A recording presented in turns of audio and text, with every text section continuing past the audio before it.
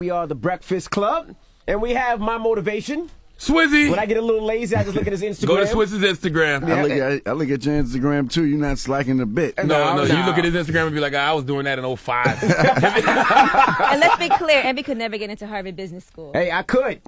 You never know. I could. No, I don't think so. What made a multimillionaire like yourself decide you wanted to go back to school? Not just any school, Harvard at that. Well, I just felt like you got to keep graduating your brand.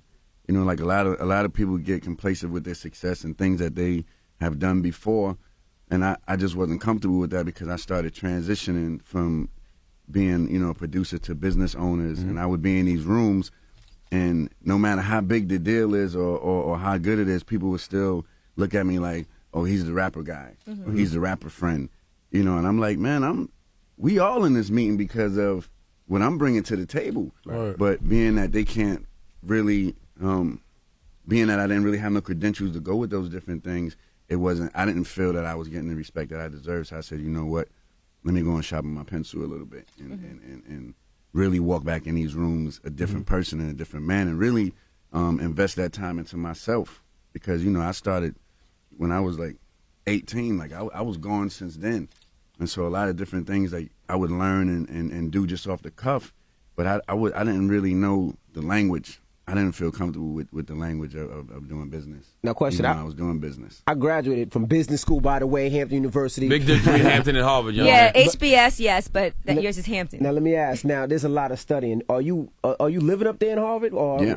Explain that. So you're there. You're not home. You're not in. I saw you on Instagram with all of these different races. Look like United Nations out there. Yeah. You know, for me, it was amazing, man. You know, to go from my crib to a dorm room. So you staying in the dorm and everything? Yeah. You got a roommate? Oh, man. Nah, they ain't do me dirty with the roommate. You know, my room's so small I can't even have a roommate. Right. Wow. You got a twin bed? Twin bed. The dresser is like right here. I could touch it. I could take things off. Oh, you got to use a shower with everybody? Nah, I got my own shower. Oh, okay. I got my own shower. But, you know, it's just a humbling experience because that same small room could have been my jail cell. Right. Sure. You know, coming from where I came from and the things that I've been a part of, it's like, man, like I'm in this small room, but I'm here to educate myself and hopefully educate other people that it's never too late. Because a lot of people say, man, why are you going back? Like, you know, you got all this money. Like, why don't you? I'm like, man, money don't make you smart. You could have lived off campus, though. School don't make you smart either, though, necessarily. I mean, No. the difference between education and You certification. book smart. But you could have got, yeah. I could have definitely stayed off campus, but I really wanted to be a To part get of that that experience. life. You know, is Harvard. You know what I'm saying? Like, and then I just really wanted to make sure I wasn't missing no pieces. I didn't want to come off as the big celebrity and this, that, and the third, because I'm a small guy in my class, by the way. You know, there's people in my class that, you know, businesses do $1 billion a year. You know, and so to be around all these people and seeing, and they staying in dorms too. You know, just because I have a little, you know, I have celebrity status, I didn't want to like separate myself and be some other type of way. They didn't even know I was Swizz Beatz. My tag says Kasim Dean. That's a great networking opportunity, too, I guess. If you look at it like that, all the people that you're going to meet there, they have all that money. You already and know all I the done went in there. businesses. You know I already done went in there and cooked something crazy up. So it's not kids? It's not just kids? No, No. grown-ass business. I mean- After college business, you know. Yeah, this is the hardest class to get into in Harvard. You have to be successful already. Gotcha. You know, so when you send your resume in, they have to cross-check it with financials, you know, all of the different things you've done in the business world. Then the people that your staff got to, you know, fill out information. And So then you they can't got get to a pick scholarship. You got to have the money. There's no scholarship. It's not like... No, there was a person in there that put money that they had from a scholarship towards the situation just because they got a scholarship. But that person, business makes a lot of money. So when you finish, what degree do you get? And what would your title be? Like, Well, when I finish, I'll be Harvard alumni. got you. So I have the alumni status, which I thought was pretty cool because, you know, having the alumni status, I can always have access to the programs. Right. So if I ever want to, you know, do something else or be invited to other things, or I just want to just have it. What about your other businesses, though? You're still a producer. You're still a dad. You're still... still Reebok, you're still so many different businesses. How do you do it all? You know, this is the hardest class to get into in Harvard. What about your other businesses, though? You still a producer, you're still a dad, you're still Reebok, you're still so many different businesses. How do you do it all? just got to do it. You know, you just got to do it. But this right here helped me so much. It let me know a lot of things because it's like coming from the music industry, and we would see how they would treat us. They was taught to treat us like this. Being that I'm in the owner's program, they're teaching you as an owner to run your business. So the illest thing my professor said was a lot of ill stuff, but he particularly said, make them feel like they own something and they'll work harder for you. I'm like, oh, God. Like, that's what they do in the music industry. Give them a label deal. You know, and then when you get the label deal, it becomes a we conversation.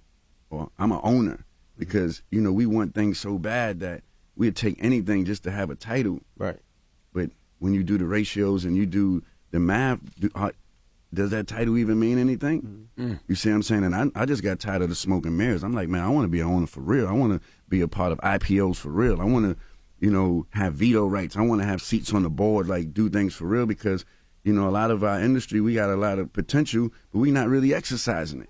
You see what I'm saying? So I just want to. That's true if you make somebody feel like they own something, because sometimes you have a job and you're like, well, it ain't like it's my company. I don't care. I'm not getting nothing out of it. People really feel that way. And then you tell them, okay, well, you know what? Here's a label deal for you. And even though you're still probably in the same position you would have been in, you feel like I'm part of this. So who really owns in hip hop? Like, did it make you look at different situations people in? You know, even with where y'all was at with Rough Riders, like who really is a boss? I don't really know I don't know people's personal business. You know, I know there's a lot of great leaders in the business, and we know who those guys are, but I don't know their contracts. You know, because like when it all comes down to those contracts and you know, like I felt Dre had a great deal. You know, like that's real ownership, that's real leadership, and that's why he cashed out the way that he cashed out. With the Beatz thing. Yeah, it wasn't a smoke and mirrors. It's like he's really an owner in the company. So anything that goes down with that company, big or small, he's participating in that in a real financial way with real equity and ownership in that brand. Now, if he didn't, then it would have been crickets at this point. He would want to, you know, he would have it would be nasty, right? But that's how you do business.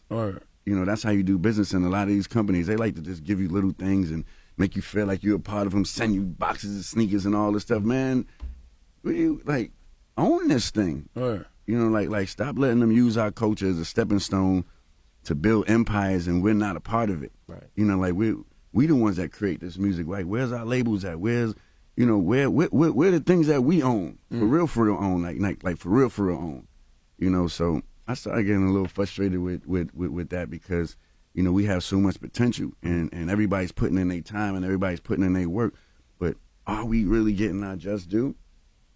And are we to blame for not getting our just due? You know, you think like, because we would still need like ownership of the distribution companies. Is that possible? Yeah, but distribution is online now. It's online now. Yeah, it's not like how it was before. When the last time you went to the store and physically bought a CD? You know, so like that distribution model, you should be investing into it going forward, knowing that the model has changed. You know, like when people come up to me, I say, yo, just line your stuff up online. You also worked on Nicki Minaj's new album, right? I think I read that. You did some stuff for that. Yeah, we worked a little bit. So you're on the album, though, definitely. I don't know. Oh, you don't know? I don't know. Because, you know, like when you start tracks and you send in tracks, you know, the vibe is good and then the vibe change. And I'm not really there to monitor it like how it used to be. You know, like before we used to like be in the studio. I would have the concept. We would have the concept, and it would be that vibe. I can't say that I can say that I'm chasing other things right now. You know, like I have some big opportunities that I just want to just take care of because I've been doing this since I was 17 and I'm 35 now. I'm not trying to be a certain age trying to be cool. You know, it's like it comes a time where you got to graduate your brand and you got to set up for the next 20 years. You see what I'm saying? And like that's the mission I'm on, and I'm doing anything to get to that level. We did something left. You own your own studio. And you don't hear that much now because usually studios are obsolete. Everybody does it in their basement or, you know, their garage or even on a laptop. But you own a major studio. I went to your studio and I was well impressed. Have you ever been there? Any of you guys been there? No, I heard about it. I mean, wall-to-wall studio. There's many different rooms. It's a beautiful, immaculate, put-together studio. What made you build a studio like that? Because you don't see that anymore. Well, the concept is not mine by myself. You know, it's Ann, who's my wife's main engineer, and my wife, and you know, we came together to put the studio together because like you start going to the studios, it'll still be the same couch from 1996 in the studio. You don't I'm even like, want to sit on that. It's a lucky couch. Man, it's the lucky couch. but really, the owner is just a business person, not really caring about our culture. You know, to the fact that you don't even want to put new furniture in here. You see, like when people come to the studio and you bring business people to the studio, that's like your shrine. Like music, like when you come to the studio, it's supposed to be like, oh, this is the studio? Because that's how the studio is perceived. And then when you look around in New York, and then you see why artists was leaving New York and going to Atlanta and going to LA is because the facilities wasn't, you know, really catering to people's needs. And the studio owner just wanted to get money. So I said, you know what, we're going to do the 5-star, you know, studio, put artwork up in there, put the best of the best 2014 stuff in there. So when artists come in there, they could feel good. It's like, you know, we got the penthouse, you can see the Empire State Building, and put our culture and put our music where it belongs. Because like, when people come and have meetings in there, they're like, oh, okay, I want to invest in music, or I want to be a part of this. Rather than coming and like, man, I'm itching in here. This is not it. You know, and so I think our studio looks dope. Now you mentioned Wifey. What's going on with her project, her album? I just gotta come by one You always day. say you gotta have her come up here, but she hasn't been up here for us yet. I wouldn't come to this ratchet ass show either if I was her. She would love to come to the show, by the way. At least she seemed too classy for this mess. I saw that Lala thanked you on Instagram after she bought Carmelo the Corvette Stingray for his 30th birthday. Yeah. So what did you have to do with that?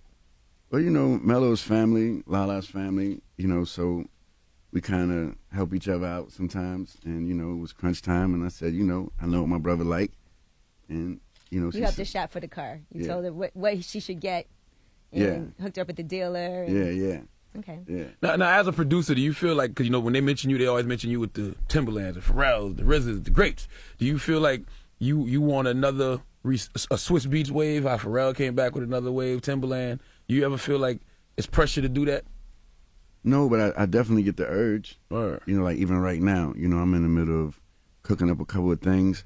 Like, no matter what business I'm doing, no matter what country I'm at, like, I always get that urge. You know, I'll be like, especially when I feel it's too sweet out there. You know, I'll be like, man, they just getting away with anything. And then, you know, you get hungry, and then, but for me, I was telling Jay this the other day. I said, look, you know, everything has to make sense, because you took so long to build a legacy just to come in 2014, 15 to play around and just putting something out, because I did over 580 songs in my catalog.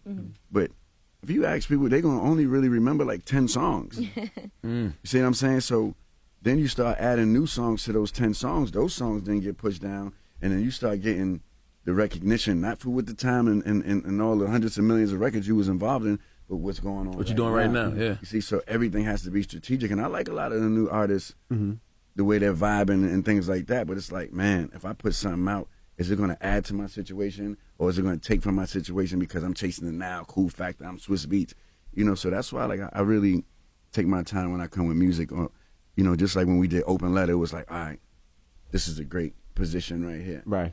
You know, because it made sense. It was addressing a very important topic, and it felt good. Now, you mentioned competition. Do you feel there's not enough competition? Because when Rough Riders was big and Jay was big and Ja was big, it was competition. You were trying, but now it just seems like everybody's taking pictures for Instagram, and everybody's so it doesn't. It seems like rap is one big DJ Khaled record with Future on the hook. I wouldn't say that, but it is. It's just different times, man. You know, it don't seem It don't seem competitive, because like they not really cut like that. You know, when we was out there and when we came out, music was cut from a different type of way. You know, if you talked about it, you really had to be about it, or else you was dealing with it on stage, off stage. You know, it was an ongoing thing. Now, you know, it's different. It's different. You know, and it's different. Maybe it's different for the best. You know, but it's just different. And so those type of results, you're not really going to get, because back then, you know, when it was on and popping and those verses was doing that, like it was really happening. Yeah, absolutely. And that's what made it. That's what made the music feel more like, whoa. You know, you remember when people used to be like scared of hip hop? Yeah. Like, what if social media was around then? Everybody be in jail. Honestly, that's probably what made things change a lot, though, is social media. I was thinking that when certain things happen, people don't know that there's always a camera somewhere. All the killers grew up. That's what happened. Online. All got locked up. It is something to think about, though, too. Like, you can't move the same way because it's going to end up online. People get in trouble for that, you know. But, you know, generations grow up different. You know, like you got to understand, hustling is dead. Nobody's on the corner no more. Like, that whole vibe changed from to pills and to, like, it's like real corporate now. Right. You know, like, the whole movement is like real corporate. Back then, it was wild. So everything you was doing went along with the wild life that you was living. And so, like, right now, it's a little bit more cordial. You know, and it's like, okay, you get this here, you get there. But before, it'd be like, man, I'm not coming out for the rest of the month. Right. You know, it used to be like that. Like, we was coming out, but that's how other people would be. That's what kind of birthed the Rough Riders, though, because it was the whole shiny suit era, and then it was like, yo, let's bring it back to the streets with X. You were very frustrated on Twitter, I saw, because they accused you of cheating with some fitness trainer when really all you were doing was trying to set her up to train Alicia, because you just wrote DM on her thing and everybody went crazy with it. Did that make you realize, you man, just I can't can't write do DM, anything? Swizz. You can't write DM. I didn't know that. That was a little sloppy, Swizz. No, but I don't have no bad intentions. So no, we know. You know, like, I'm not thinking like that. I'm not thinking, oh, I knew that it was on there, but I'm like, all right, you know what? I want to hook this person up with my wife, this, that, and the third, you know, on the training vibe. And it was cool, you know, and you know, she's very professional. Her work is is well respected. Right. You know, but it's just like, man, all of these things that I have going on, you're going to take 2 letters and make it a headline out of everything? But you know why, though? Because you're so clean. Like, you just as clean as this white outfit you got on. People they want dirt. That's what makes things thrive nowadays. Yeah, but they're looking for something. I just felt like, because I don't really respond on a lot of different things. I was surprised that you responded to that. Because, man, it's like, how much you going to just, like, slide under the rug? You got to understand, like, I went through, like, a lot of different situations that I didn't want to talk about because of kids involved and this, that, and the third. And I had to hold a lot of things and let people feel the way how they wanted to feel, even though they don't know really the whole story. Right. But my goal is, like, you know what? There's a kid involved. There's family involved in this. I got to deal with it a different type of way instead of fueling back and forth. But, you know, it's how long you going to just be quiet and just take those shots? Right. You see what I'm saying? So, and I just wanted to do that to just show people, like, don't believe everything you read just because somebody's not answering or this, that, and the third. Like, I'm in love with my wife, like, for real, for real. You see what I'm saying? Like, I don't got time to play games with fitness trainers and all this stuff here, like, on Instagram. Like, come on, man. Like, that's crazy. What do you do? What are you doing if chicks knocking on your dorm room? Do you open the door or do you just keep it locked? Well, the only chick that be knocking on my door is a 61-year-old lady that owns a very successful business, and if I'm like late, she'll be like, you know, let's go. So you still late sometimes. Sometimes they gotta wake you up. I'm not used to getting up early like this, man. I'm tired right now. You know, I'm tired right now. But it does take time. It seems like you've gotten everything together, because I'm sure it was rough for you, you know, having your relationship. And I saw you guys were all on vacation together. Even Mashonda came on vacation with you and Alicia, and that was a huge deal for everybody on the blogs. Like, look, this is great. Now everybody's put everything behind them, and everyone gets along. See, I thought that was a very positive message, you know. But even in that, people still want the waters to be dark. Yeah, they're like, oh, they want the clouds to be like black. they're having threesomes. That's what they say. You see what I'm saying? They're saying all type of stuff, and it's like, oh, Mashonda's stupid, or Alicia's stupid, or this is that, or that's that. No, man, like, there's kids involved. We got to go to graduations for a long time. We got to go to games for a long time. You understand? And our personal things that we went through in the past, that's the past. Like, it's going on 5 years already. You see, these, you know, they're both great parents. And Shonda she didn't, like, fly on vacation. She happened to be over there already. Oh, really? Yeah. Oh, I thought you guys planned it. No. She happened to be over there, and she wanted to see our son. Right. So, what we going to say, no? Like, you know what I'm saying? My wife is not like that. If you want to see your son, yeah, come. We here. Let's go. Let her son play with her brother. Let her son play, you know, and that's how it is. It's not really this big wrestling match like everybody think it is. Dope. Right. You know, like, it's everybody's graduated to a very mature level, and I can definitely I can respect that, because even myself, you know, because it was a lot of frustrating times for us, and to see, you know, to see this thing come together to a positive place. I think that's what people should focus on. And it's like, okay, it's not how you start, it's how you end it. Right. You know, and these two amazing women are coming together, you know, for the kids and knowing, like, you know what, there can be a positive message in this. Right. You know, moving forward. Like, everything don't have to be, what you see on TV and this, that, and the third. It's like, you know, there's other sides to our culture that's pretty cool. Do you, at one point you said DMX was your main focus. Like, you still think X can make a comeback? Definitely. All right. Definitely. I think it's taking too long, though? Like, I'm a fan of X. I'm an 80s baby, but you think he's 90s baby as a kid? You know one thing about music? There's no time limit on it. If you come with the right music. You know, like, look, like what you said with Pharrell's comeback. You know, like, people would have felt like it was taking him too long to come with what he was coming with, but that one song made it like he never left. Right. And you know what you want to hear from DMX. Everybody know what they want to hear from X. That real, you know what I'm saying? And you know, and if my name gonna be a part of it, I already got the album done, by the way. Oh, y'all did records? Yeah, we did records. Oh, all right. But it's more than just a record. Like what I was saying before, it has to be like a movement. Like, people got to really believe that it's on some other ish. You know what I'm saying? And I'm willing to really, really take it there to paint that picture. And until we got it, we just gonna have to keep working on it. So when do you know when it's time to push that button? When you say, all right, it's time to let the world hear what X been working on? When I invite y'all to the studio and y'all leave holding your faces. Word. You know what I'm saying? When y'all leave wanting to take your shirt off and swing on somebody, you know, it's just an energy thing. You know, like, if you really listen to our music, it was all about the energy. Even though the energy came off a little bit aggressive, but, like, music is energy. You see what I'm saying? Like, we consume this. Like, when you hear something, you like, you know, like, what you listen to. I know y'all got songs y'all listen to when y'all wake up in the morning. What you listen to when you wake up in the morning? I watch the news. You watch the news? Just so I know what I'm going to talk about for the day. I mean, I listen to old Jeezy and old Jay-Z. That's it. I listen to a lot of dancehall in the car on the way to work. Dancehall, right? That gets me hyped. Calypso. Trinidad. Trinidad. And what about the locks? Are they waiting too long? The locks got fire. Yeah. We've been waiting for a long time for this fire. See, you know, it's getting to a point now where, you know, the younger kids, they got to reinvent themselves. I agree. You know, which is tough. I agree. You know, and I can say it's definitely harder for artists that's been out, you know, in the 90s to make an impact now, because the youth outlook on music is just different. And that's one thing I do is I observe. You know, I'm like, man, how they gonna act when this come on? What? Whoa, that scares me to death. By the way, when you see like a culture that they don't even care about no lyrics, they just care about, I don't even know what they care about. The hook and the beat. Yeah, you know what I'm saying? And then when you really have somebody that really paved the way, or artists that really paved the way, and they just sitting there like this. Oh, yeah. I'm like, whoa. Yeah. That scares me to death. You see that at Summer Jam. It's like great groups like The Roots will bring out the Locks, the MOP, whoever, and it'd be crickets. Crickets. Charlamagne said, what were they doing the whole time? Just standing there. No. Who? The Nene.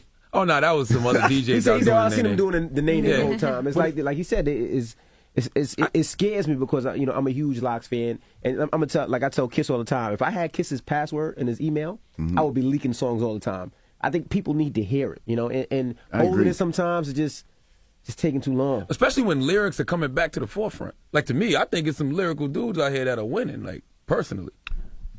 Sad part is it's not even about the lyrical content no more. You see, like, you just said, you know, and I don't want to get into particular artists because they catch feelings, but it's not even really what it was about before. Before, you had to really sit here and spit 100 bars 100 times for people to believe you and accept you before they attended your concerts, bought your records, or even played your songs. Now, Egypt could do something and it turn up. You know what I'm saying? I'm the baby. You know, you could just turn up. I think people want the lyrics back, though. You can tell that from listening to Kendrick Lamar, or how excited people were when Jay Electronica put out Exhibit C. I think people want that. It's just not enough people putting it out. I agree. I mean, I feel like I like Meek's intro. Like, I like the way he went into it lyrically. Right. You know, and I heard the new intro. So I'm like, okay, well, he's continuing that as well. You know, because it's a mix. Like, I like Meek's, like, it's a perfect balance because he's turning up, but he's still telling you stories in there. You know, he really been through it.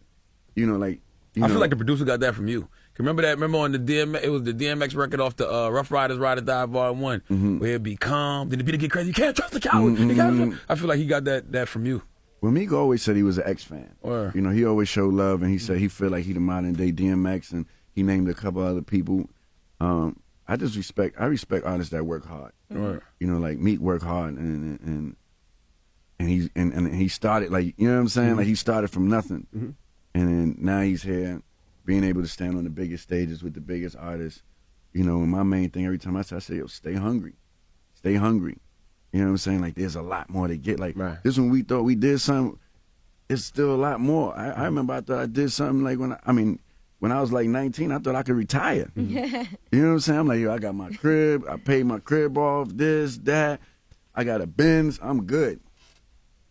There's always more out there. Now, you also always believe in giving back, because Swizz Beatz, we all know you as being a philanthropist as well. And you have the Garden Parks Foundation. Yeah. Gordon Parks is amazing. Like, he is the hands down photographer for our culture. You know, he did the portrait in Harlem with everybody on the steps, and then he came back and did it with all the artists on the steps that one time. He passed away a few years ago. We're doing an exhibit together honoring Muhammad Ali. So it's all of these unreleased Muhammad Ali pictures, where you see him praying over his food, you know, for dinner, just different photos of Muhammad Ali that people never seen. And, you know, I always love to support these type of foundations that's giving back to the culture and keeping the blueprint alive. And, you know, it's fresh. Yes.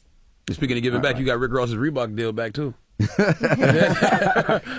Rick Ross is family, man. Like, look, it's the reason why you're in position. You know, you're in position to put other people in position. You know, no matter how it pans out. Look, that man is his own boss. You know, him, Meek at Monster. Like, you never hear me talking about somebody worked for me or this, that, and the third. You know, like, I don't do things like that. We work together. You know, Ross, this is your deal.